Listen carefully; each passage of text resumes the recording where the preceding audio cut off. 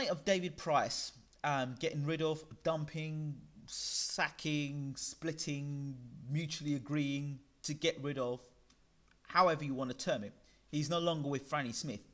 The next person I think that has to be on the get rid of list or terminate contract is Frank Maloney. I want to take fight fans back to when Frank Maloney made the statement to Tony Thompson that there's a rematch clause in the contract, and Frank Maloney said out of his own mouth if Tony Thompson did not honour that rematch clause when Thompson was looking at other opponents, he would sue Tony Thompson. Immediate rematch. This is the same Frank Maloney that after the fight turns around and says, I wouldn't have advised David Price to have fought Tony Thompson in a rematch. What?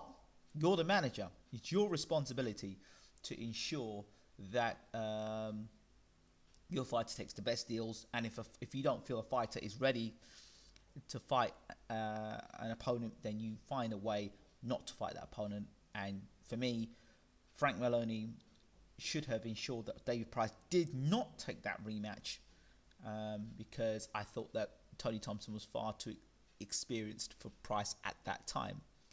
I actually think that David Price can beat Tony Thompson. However, there'd have to be some drastic changes in his training camp, and one of those things would have been Franny Smith to go. Also, I don't buy into the fact that Lennox Lewis is also good for David Price, but we'll touch on Lennox Lewis in a minute. I want to go back to Frank Maloney.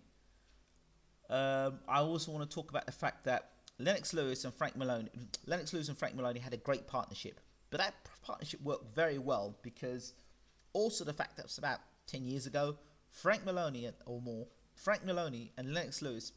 Frank Maloney has always been a nervous character. He's always been nervous.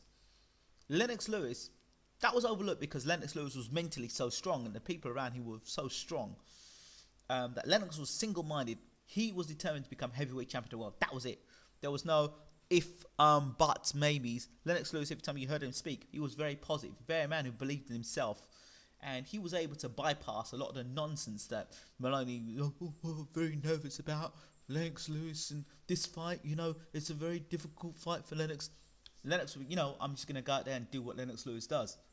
That's how Lennox was all the time. And Lennox would be like, cha. He'd probably in the back of him like, cha, Maloney.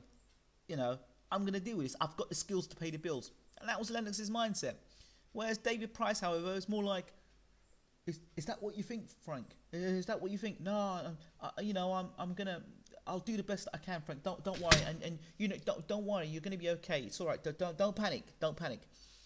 And you look at Frank Maloney. If you're in a corner in a tough fight, and you look across to Frank Maloney, and you're seeing Frank Maloney do this quivering, and Frank Maloney's already had health problems, that does not help. So for me, it's a no-brainer. Frank Maloney has to go.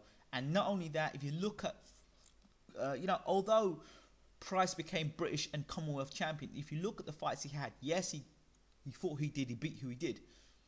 But to jump from Matt Skelton to Tony Thompson, was Price ever ready for that fight? Who knows? I think that, everyone can be wise after the event. Okay, he got beat by Tony Thompson the first time. So then why didn't you take a different route? Why did you go back and fight Tony Thompson? And Price himself even admitted that the opposition that he had fought wasn't good enough to prepare him for the fights ahead. So he admitted that the management, for whatever reason, wasn't good enough. Now, did Franny Smith have a hand in that management and talks with Frank Maloney? Did Frank Maloney and Franny Smith work together on that? I don't know. I wasn't there. I'm not part of Team Price. I'm all the way in the Caribbean. So you can only think that Maloney and Smith may have sat down and had conversations. I don't know. But Maloney is the manager of David Price. So bottom line, the responsibility lands on him. So from a health standpoint, Frank Maloney no longer is for me, if I were David Price, no longer is suitable. And I don't know if he was suitable in the beginning. B, I don't think, and from a health perspective, Frank Maloney is one that is of a benefit to David Price's psyche. And 3, if you're more nervous than your fighter before a fight, that's not a good sign. So for me, Frank Maloney has to go. Selection of opponents and opposition, and the rematch, Frank Maloney has to go, in my opinion. And Lennox Lewis coming on board, and some of the stories I've heard, not good in terms of, you know, how much Lennox Lewis was involved with David Price. I'm not so sure about Lennox Lewis. World heavyweight champion, great experience, an advisor maybe, a trainer, no.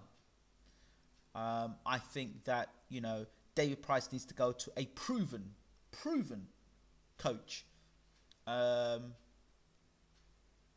because, you know, this is, you're not clowning around, you're not messing around. There's no excuses, you know. I think that Price needs to get himself with an experienced trainer, one that will teach him defense, one that will teach him to bop out a left jab and pump that left jab out. To me, personally, the only thing that David Price picked up out of that was to play the rematch, in his rematch, to play the James Brown theme tune, the big payback. Other than that, Price looks exactly the same for me. He was still pouring with the left jab, you know. I don't know, for me. And you know, yes, he knocked Thompson down, and that's my belief that I think he could beat Thompson with a good ramrod left jab, and, you know, putting punches together and really stamping his authority. And if he had a different team behind him, I think that would make a difference in David Price. So you're looking at a decent trainer, or proven trainer, who has got the accolades of being a world-class trainer. Lennox Lewis has got to prove it as a trainer. And I think you've got to prove yourself, for me, as a trainer.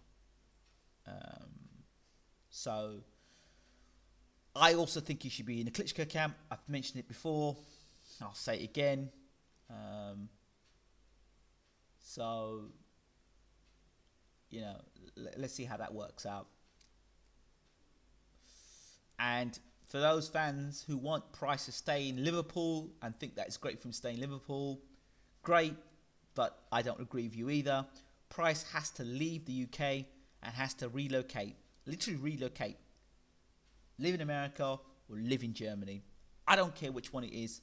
Get out of Liverpool. Get out of Liverpool. Come back and have fights in Liverpool. Great, you know, be there for the fans and stuff. Too much pressure, mate. Way too much pressure. Go live like a hermit.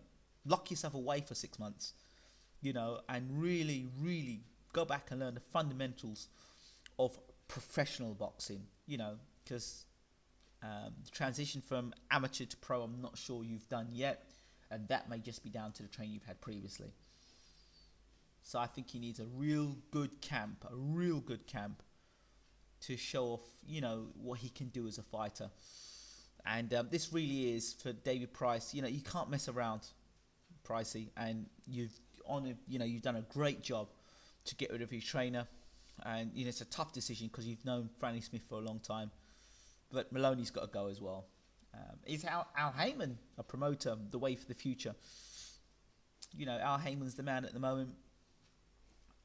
Virgil Hunter is not the way forward. I know a lot of guys are running to Virgil Hunter, but I'm yet to see what Virgil Hunter's done for Amir Khan or Andre Bertz, to be honest. I'd like to see Price, as I said, go with an experienced trainer and a manager who's ruthless. You need a ruthless management.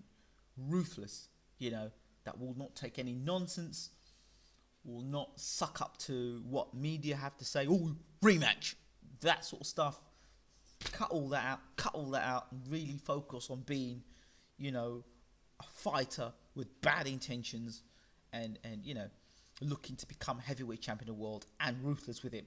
David Price may have been a nice guy beforehand, but I suspect for the first time we're going to see a nasty side of David Price. And congratulations, David. I don't know if you see my videos or not, but keep it up, son. My other word of advice to you is employ a life coach. David, employ a life coach. From the amateurs to the pros, you've been somebody that I felt has lacked confidence and has almost put a show on to, to say, oh, I can do this. If you're having self-doubts about your ability, and we know that you're a big puncher and you won an Olympic bronze medalist, you're Olympic bronze medalist, right? They don't hand those medals out, okay? I would suggest that you get yourself a life coach, one who's going to be able to work on the mental aspects. And for you, it takes 21 days, David, 21 days to break a habit, okay, or to build a new habit. 21 days. Now 21 days with a life coach, okay, to destroy all those negative those negative beliefs about yourself, and whatever sort of incidents you had in the gym where you may have been beaten up in sparring or whatever, that's been allowed to happen. You got to look at this as a new chapter in your life, the new David Price. Whether it be changing your trunks, getting away from Liverpool, and even in that Liverpool Echo Arena, fighting away from Liverpool Echo Arena, developing your career in Germany, or developing your career in America. Do those things. Those are things that necessarily you need to do, I think, to become world heavyweight champion of the world. And you know what? I actually believe he still can become world heavyweight champion if he makes the right moves, gets the right trainer, right? But it may be a slow process in this happening. I don't believe he gets a trainer and next year becomes world heavyweight champion. No. I believe there will be a gap in the market in the heavyweight division once the Klitschko's retire. I mean, David Price is 31, I think he's just turned. There'll be a gap in the heavyweight market. He's 6'5" plus, long reach, big puncher, question marks about his chin. However, in that fight against Thompson, he took some good whacks, to be fair, and was exhausted because he was mentally exhausted. Physically, mentally. That's through anxiety, to do with Maloney and his baloney, and those people that forced that rematch, no names being mentioned, and a new team, a new direction, and I believe the price will be right. Thanks a lot. Goodbye.